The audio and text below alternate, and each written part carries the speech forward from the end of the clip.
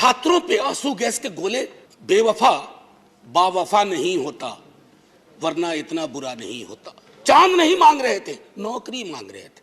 सादा डॉक्यूमेंट ना हो, दर्द और पीड़ा हो, उसमें सब कुछ हो, ताकि वो हमारा अभिभाषण हो, आपका अभिभाषण हो।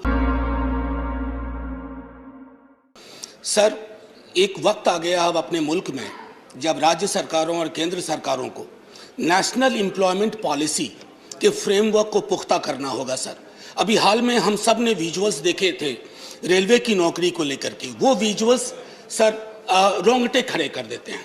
उसके अलावा अगर आप ऑक्सफैम की रिपोर्ट देखें और ऑक्सफैम की रिपोर्ट और एम्प्लॉयमेंट सिचुएशन को एक साथ पढ़ें, अर्बन पॉवर्टी की बढ़ाव को देखें, रूरल पॉवर्टी की पेनिट्रेशन को देखें, तो मैं समझता हूं सर हम सबको पक्ष विपक्ष और उभय पक्ष मिल करके इस पर काम करें। जाहिर तौर पर इससे क्या हुआ है कि हमारे चुनाव में भी सर रोजगार अब मुद्दा नहीं रहा, बाकी सारे मुद्दे हैं।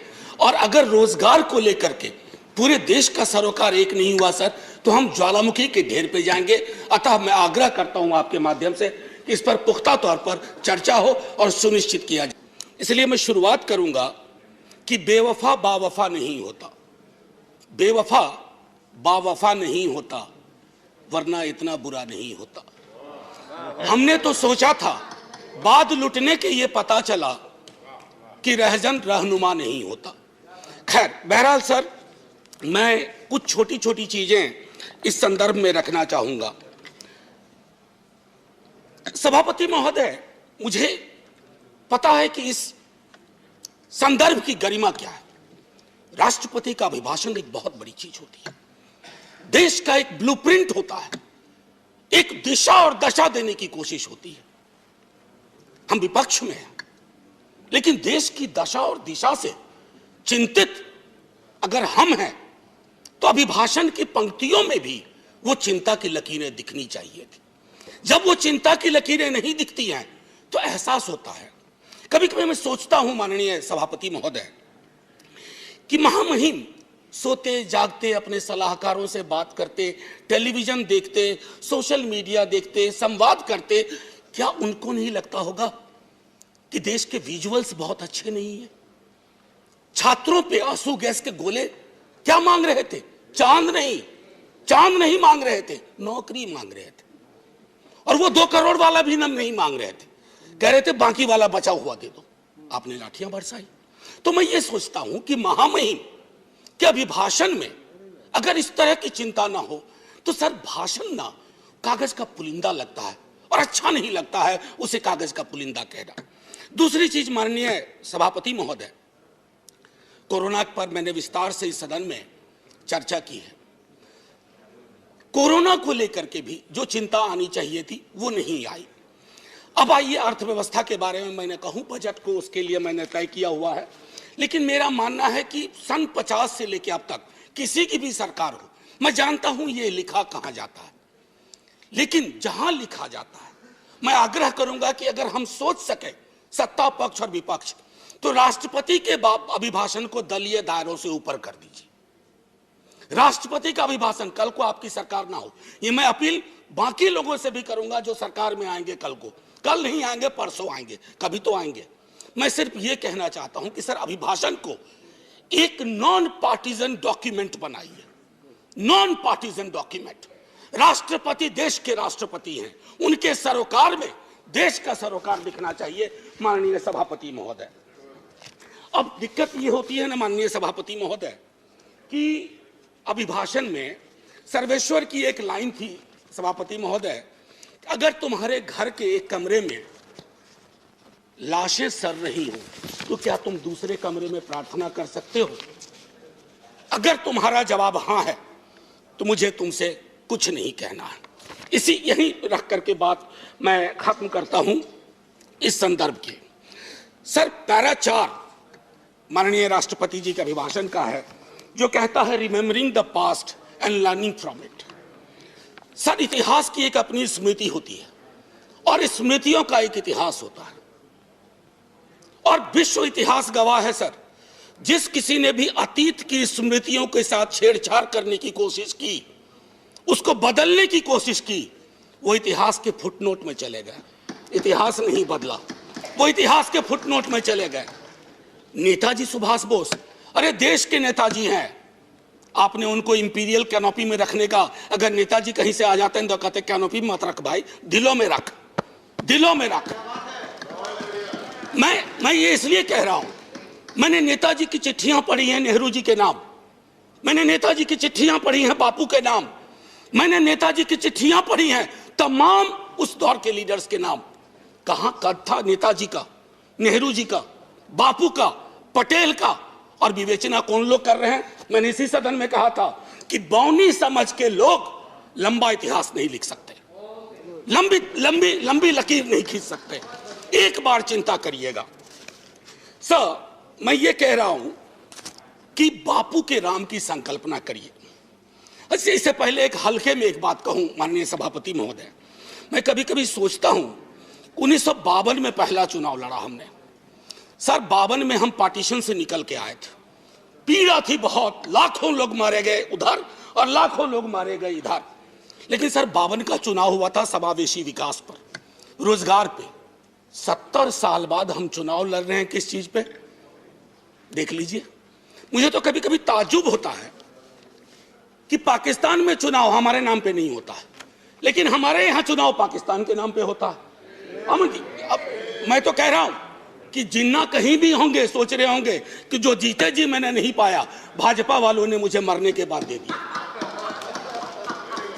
ये मैं समझता हूं हम सब के लिए सर चिंता का विषय होना चाहिए। सर, मैंने कहा था कि बापू के राम, जब इतिहास की बात करते हैं सर, ये किताब है प्रार्थना खंड, बापू की किताब है, बापू की प्रार्थनाओं का संकलन है। मैं आग्रह करूंगा सब पढ़ें।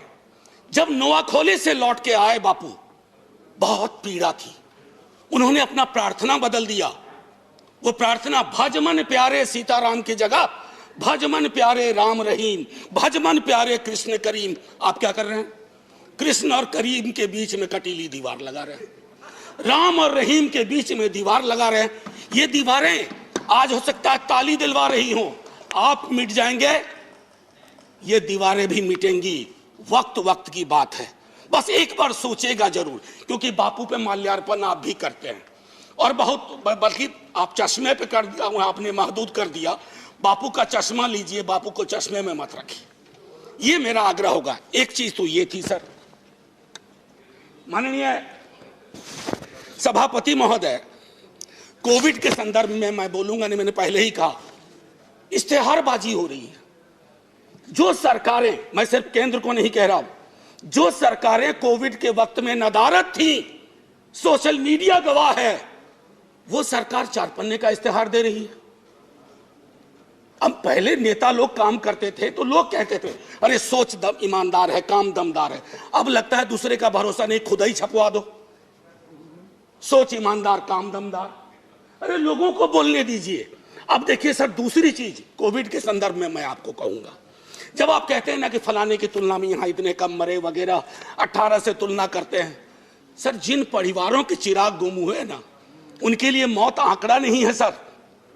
मेरी बेटी की एक साथ में लड़की पढ़ती थी, 2 बेटियां थी, माता पिता 1 हफ्ते के अंदर दुनिया से चले गए। उसको नंबर बताएंगे हम कि ये आंकड़ा है तुम्हारे बाबूजी का, ये आंकड़ा है तुम्हारी मां का। ये नहीं होना चाहिए सर, इतनी तो संवेदनशीलता होनी चाहिए, सरकार किसी की भी हो सर। समानता और बंधुत्व के संदर्भ में बाबा साहब भीमराव अंबेडकर की चर्चा की गई है सर, मैं क्या कहूं। ये महादेव गोविंद रानाडे लेक्चर है। बस मैं कहना, बाबा साहब ने एक बात बार बार कही थी, वो कही थी कि भैया डेमोक्रेसी को सबसे बड़ा खतरा है हीरो वर्शिप, उससे बचा लेना। लेकिन हमने क्या किया है, पूरी की पूरी डेमोक्रेसी को हीरो वर्शिप में तब्दील की है। आप कहिएगा पहले भी हुआ था, अरे जब पहले हुआ तो अच्छा नहीं था, अगर आज हो रहा है तो बुरा है। क्या हो गया सर, आजकल देखिए शब्दावली बदल गई है। वाजपेयी जी की सरकार एनडीए गवर्नमेंट कही जाती थी, या आपकी भी सरकार शुरू में जब बनी थी तो एनडीए गवर्नमेंट या बीजेपी गवर्नमेंट, अब कहते हैं मोदी गवर्नमेंट, अब हो गई है केजरीवाल गवर्नमेंट। सर ये जो बीमारी है ना, पूरी सरकार व्यक्ति केंद्रित हो जाएगी ना सर, तो डेमोक्रेसी में दिक्कत क्या हो जाती है कि डेमोक्रेसी को सबसे बड़ा खतरा कल्ट से होता है। If a leader becomes a cult, first the internal democracy is destroyed, then democracy everywhere is destroyed, and everybody will suffer. आज भूपेंद्र जी ने किताब लिखी है राइज ऑफ बीजेपी। मैं समझता हूं बीजेपी कहीं अगर ऐसे हालात रहे, he has to write another book, fall of BJP. Sir, अब मैं ये कहना चाहता हूं, जब प्रजातंत्र का मूल है अपने साथियों के लिए आदर और सम्मान की भावना। प्रोफेसर जी, बहुत अच्छा लगता आपका टाइम। सर मैं बस एक आध 2 मिनट लूंगा, उससे ज्यादा नहीं। सर मैं ज्यादा वक्त नहीं लूंगा, इसलिए भी कि वक्त भी अच्छा नहीं चल रहा है। सर माननीय महामहिम कहते हैं प्रजातंत्र का मूल है अपने साथियों के लिए आदर और सम्मान की भावना। मैं आग्रह करूंगा सबों से, सिर्फ आपसे नहीं, हमारी शब्दावली क्या हो गई एक दूसरे के लिए। हम युद्ध की शब्दावली का इस्तेमाल करते हैं, हम चुनाव लड़ते हैं एक दूसरे के खिलाफ। किस तरह की शब्दावली का बिहार चुनाव में प्रयोग हुआ और किस तरह की शब्दावली का अभी चुनावों में प्रयोग हो रहा। अरे चुनाव कोई जीते, कोई देशद्रोही नहीं है इस देश में। हमारे आपकी संकल्पना में फर्क हो सकता है। ना मैं आपको देशद्रोही मानूंगा, ना आपको अधिकार देता हूं कि आप मुझे देशद्रोही कहें, क्योंकि तराजू पे तौलिएगा तो शायद चिंता आपको अपनी होगी, मेरी नहीं होगी। ये मैं कहना चाहता हूं। कहां से देशद्रोह का मामला आ गया? सर अब मैं एक एक करके खत्म ही करूंगा। मैंने पहले भी कहा था और दोहरा रहा हूं। सर ये जो पूरा का पूरा डिस्कोर्स है, विमर्श, सबको बैठ करके राजनीतिक विमर्श बदलना चाहिए, सब खत्म हो जाएगा। सर अब आइए पारा 15, 1 मिनट और लूंगा, 1-1.5 मिनट। फूड सिक्योरिटी को लेकर के बड़ी बड़ी बातें होती है। सर गोदाम से पेट तक की यात्रा सुनिश्चित नहीं करवा रहे हैं आप। अन्न का भंडारण आपको है, लेकिन हासिल क्या है? 116 मुल्कों में आप 101वें नंबर पे हैं। भूखमरी, पेट की लानत सबसे बड़ी लानत होती है। अगर मंदिर भी बनवा रहे हैं तो उसमें प्रसाद चढ़ाने के लिए पैसा चाहिए। अगर मजार पे जा रहे हैं चादर चढ़ाने के लिए पैसा चाहिए। लोगों के पास कुछ बचा नहीं है। ये चिंता नहीं होनी चाहिए। मैं जानबूझ करके प्रेस फ्रीडम इंडेक्स की बात नहीं कर रहा, मैं जानबूझ करके डेमोक्रेसी इंडेक्स की बात नहीं कर रहा हूं, क्योंकि शांता छेत्री जी के सवाल को खारिज करके आपने विंडिकेट कर दिया कि उनकी भावना क्या थी। सर पैरा 70 आखिरी ही है। पैरा 70 में आते हैं एक भारत श्रेष्ठ भारत। सर बिहार इसमें आता है या नहीं आता? या बिहार से 39 सांसद ले लिए, बिहार का काम खत्म? सर मैंने पहले भी कहा था, अब बिहार ज्वालामुखी के ढेर पे है। लालू जी के टाइम से उस सदन में बात शुरू हुई, फिर राबड़ी जी हमारे मुख्यमंत्री, अभी नेता प्रतिपक्ष मुख्यमंत्री नीतीश कुमार जी और पूरा भी भाजपा का बिहार विधानमंडल दल हाथ जोड़ के प्रधानमंत्री जी से कहा कि प्रधानमंत्री जी बिहार को विशेष राज्य का दर्जा दीजिए, दर्जा दीजिए। ये खैरात नहीं है। बिहार नहीं तरक्की करेगा तो देश की तरक्की में कभी 4 चांद नहीं लगेंगे, 2 चांद छूट जाया करेंगे, क्योंकि वो दोनों चांद पूर्वांचल से आएंगे। इसका आपको ध्यान रहे। सर मैं एक आखिरी कहूंगा, चंद्रशेखर जी के साथ बहुत लोगों ने काम किया है। उन्होंने एक बात कही थी बड़ी मार्मिक, रहबरी के सवाल में। घर के डिजाइन में आमतौर पर मतभेद हो सकता है सामान्य दिनों में, लेकिन जब घर में आग लगी हो ना तो डिजाइन में मतभेद नहीं होता है, सबको मिलकर आग बुझाना चाहिए। आज वो परिस्थितियां हैं। मैं इसलिए कह रहा हूं कि उन्होंने भी असंतोष के लक्षण बताए थे बिहार जैसे राज्य में कि दिल्ली की नीति और नीयत की वजह से।